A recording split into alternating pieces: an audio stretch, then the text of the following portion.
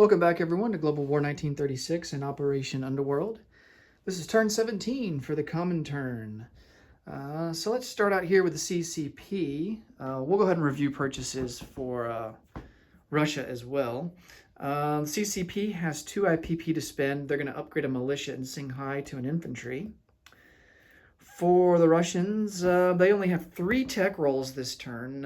One rule that has kind of slipped my mind when it comes to technology is that if you have a damaged heavy factory, that actually reduces your tech roll by 1. You're not allowed to use that factory to conduct technology. So fortunately, I think the past couple of turns it hasn't mattered for Germany because they've missed on their tech rolls anyway. So, but I'm sure that that it's slipped by me in previous turns. So yeah, Russia only gets 3 instead of their typical 4 because the factory there in Kursk is damaged. So we're going to go for heavy armor, long-range aircraft, and improved logistics. We are at stage 3 for logistics, stage 2 for long-range aircraft, and then just stage 1 for armor. And we've got $9 to account for the damage on that factory there in Kursk. Going to spend $12 on a jet fighter, $10 on a T-34 and a Katyusha rocket, and $20 on 5 advanced mechanized infantry. And then we're going to save $2 for next turn. Okay, the CCP. So not really going to do much here as we are pretty much on the defensive, although with the KMT coming up from the south, we could, with the KMT coming up from the south and the Russians having to contend with Japanese now in the north, we could certainly apply some pressure. I feel pretty confident that we could take Senshi back. That's worth $2. But then we got all those Japanese troops there in Suyan and right over here. So we would have that to contend with. But at the same time, I don't want the KMT to just have free reign on these territories to the north. Keep in mind, we are still at war with the KMT. So do we play it safe and be defensive and turtle up in Singhai, or do we try and make some moves? That's the big question.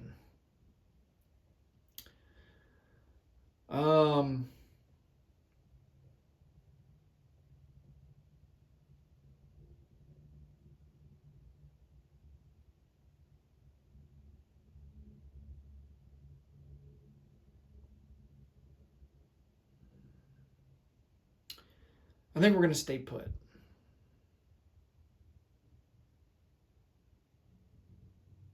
I think we're going to play it defensive for now. All right, so let's go ahead and upgrade our militia to an infantry.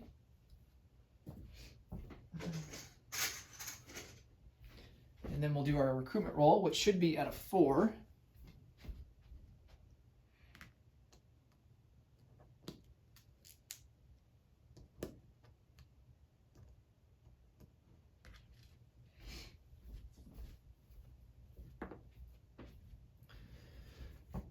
Okay, recruitment roll.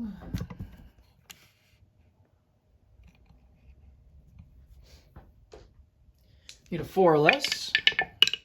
Hey, we got it, a 4. We'll add another infantry to Singhai. Well, that definitely helps out the cause.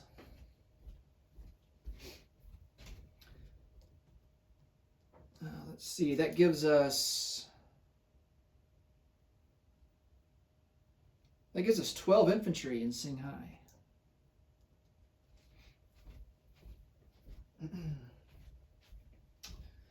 Okay. On to oh yeah, we got to collect income for the CCP. So we spent our $2, and our base income, unfortunately, is at a 0. But we do collect $2 for having a railroad connection with Russia. So we will collect $2 and have $2 to spend for next turn. All right, Russian tech rolls.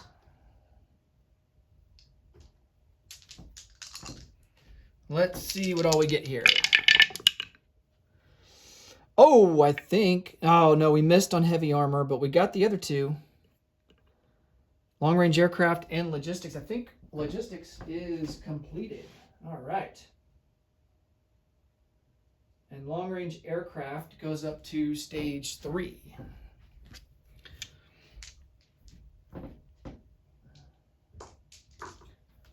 All right, so let's review in the rule book here what improved logistics gets us, because I haven't gotten it here in a while. Let's see. Here it is. All right, so in the rule book, sorry for the glare. See if I can angle it better here. Yeah, there we go. Improve logistics. So +1 strategic rail movement. So now that will go up to 3. Now we're able to strategic rail move across all different railroad gauges. So we don't have to stop, say, at the border of Poland. We can continue to strategic rail all the way into Europe. That's fantastic. +1 supply path range. That's good. +2 strategic naval movement.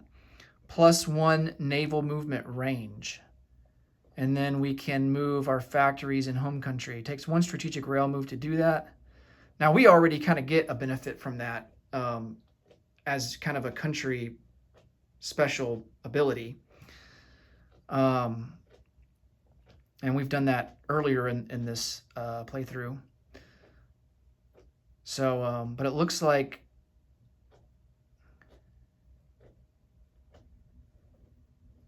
yeah. So basically that technology, Russia already gets that ability, but that would give other countries the ability to do that as well if they were to get improved logistics. So I think what we gain the most from it is, being able to move strategic rail units and can ignore the railroad gauges, which is fantastic. That's really good. And then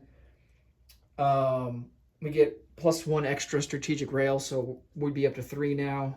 And the naval movement, for Russia, it's not quite as significant. And then the supply path range is pretty good too. Okay. So I'll have to keep that in mind when we go to the non-combat phase, that we have 3 strategic rail moves now.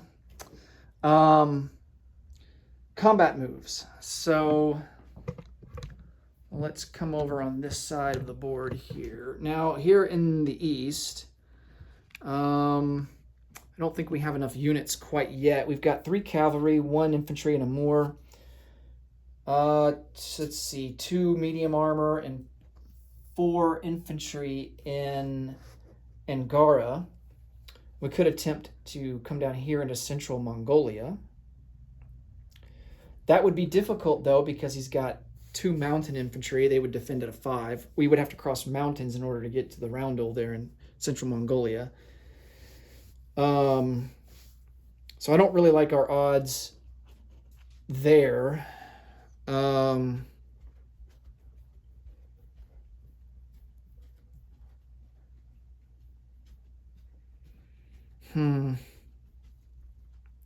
So yeah, I think what we're really going to do here is, of course, probably rail and infantry to get them in a defensive position from Novosibirsk, and then probably move some cavalry back to get more of in a defensive position, even though cavalry don't really, their strength is not necessarily defense, not like infantry. All right, and then over here on the front with the Germans,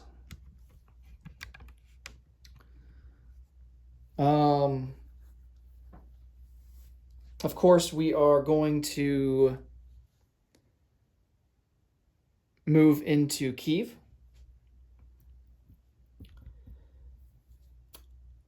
I thought about taking out these 2 infantry here in southern Ukraine, but if we split our army up, it's just going to make them susceptible and vulnerable to this growing army, German army here in Bessarabia. So I think we kind of want to keep all of our forces together, and we will just take over Kyiv.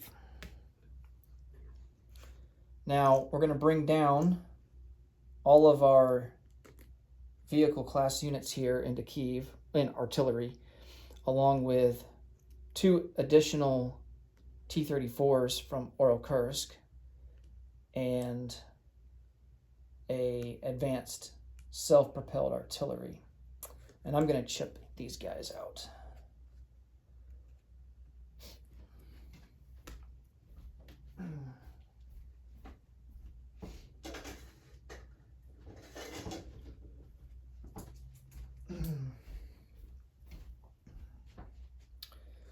All right.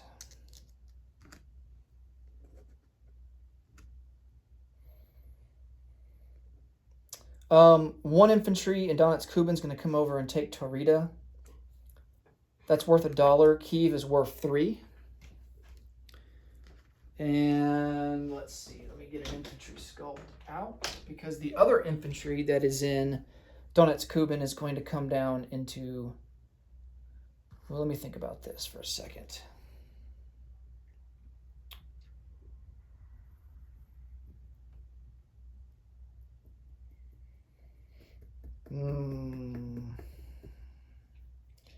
Yeah, he's going to come down and take North Caucasia. I want to keep these units down here on the border with the Japanese. All right, so North Caucasia is worth 3, so now we're up to +7. And let's see, what else can we do here?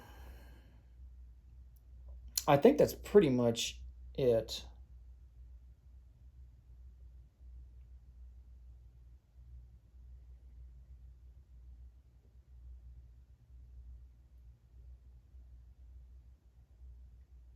Okay. So we don't have to roll any dice this turn. Let's go to the non-combat phase. And with that, we are going to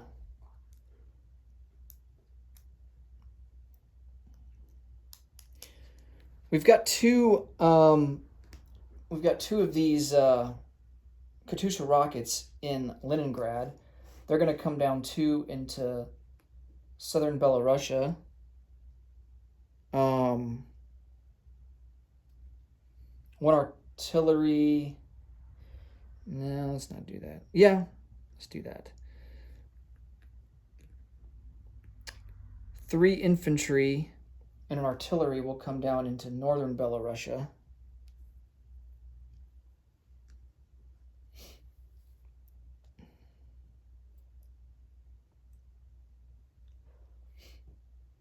I want to save my rail movements for some other units, mostly to get them to the east to contend with Japan.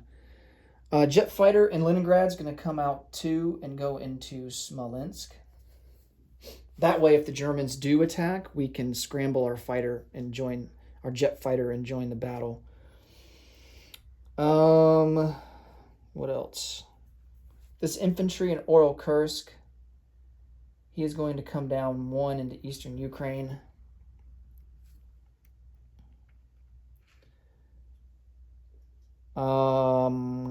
We're going to bring this militia. Since the militia is in home country, we are allowed to move him. We're going to move him over 1 into Tula-Lipetsk. 3 rail moves. So what we're going to do is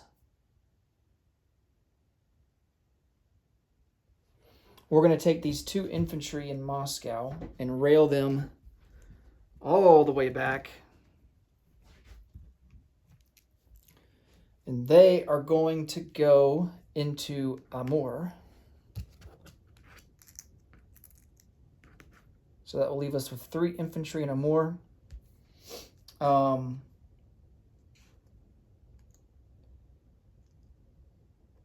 then we are going to take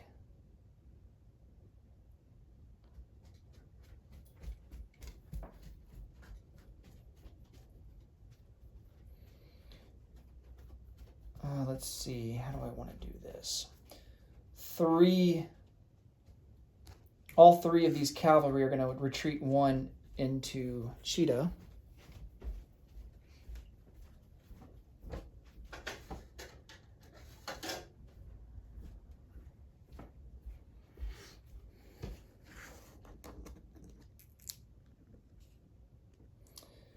And then 3 infantry will move 1 into Burarita, and then 1 infantry will move over 1 into Ankara. Hopefully that's enough coverage.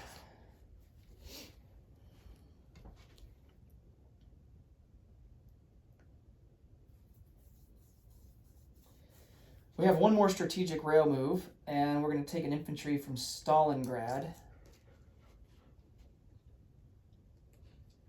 And he is going to rail, let's see, where do we want him? Let's put him into Burarita. All right. Let's see if there's anything else here on the German front.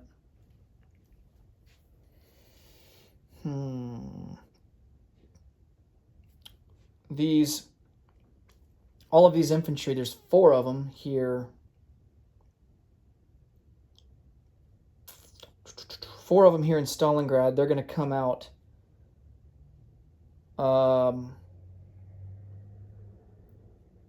Let me think here. Yeah, they'll come out 1 into Kamenskaya.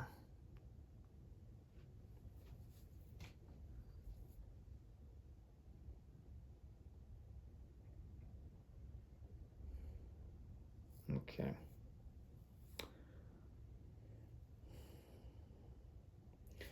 And then this air transport, I mean, we could leave him in Moscow. Let's bring him over 2 into Smolensk, just because.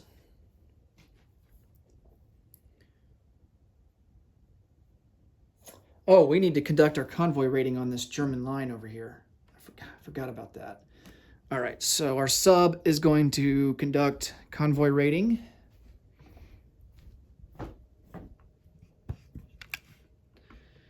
And we get +2 for the sub.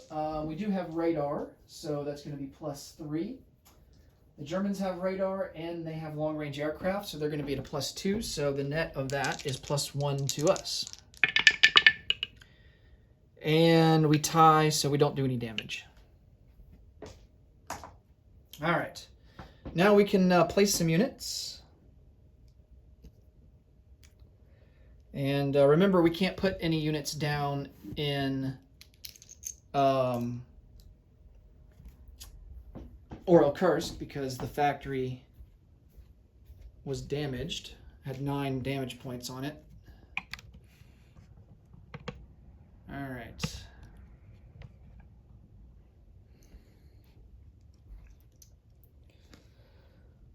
So that means what we're going to do is place down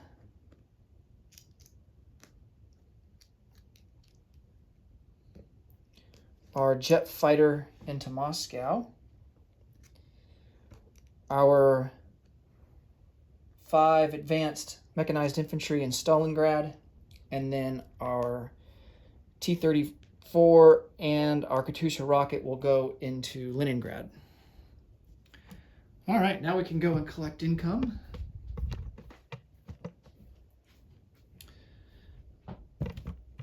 We gotta move our income up. I think, what did I say, 7? Yeah, so 3 for Kyiv, 1 for Taurida, 3 for North Caucasia. Yeah. So we are sitting at +7. So our base right now is 44. So that will boost us up to 51. The Germans are at 62. And so they will go down to 55. All right.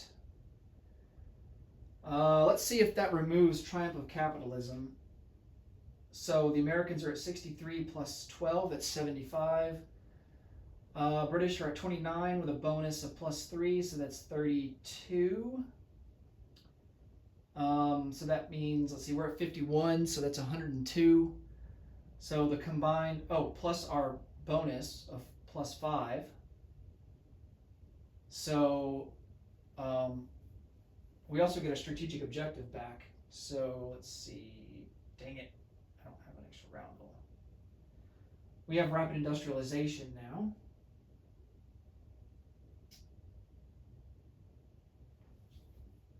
I'm gonna have to, I'll do that off camera. I'll get another roundel out and put it on there. Off camera. So let's see, the Soviets 100 that's going to be so that's placed them at 56. So our income for next turn will be 56. We saved $2, so we'll be at 58. But in terms of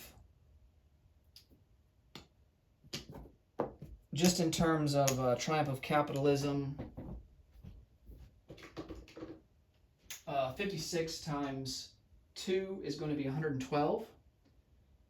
So the combined Allied income between the British and the Americans needs to be over 112.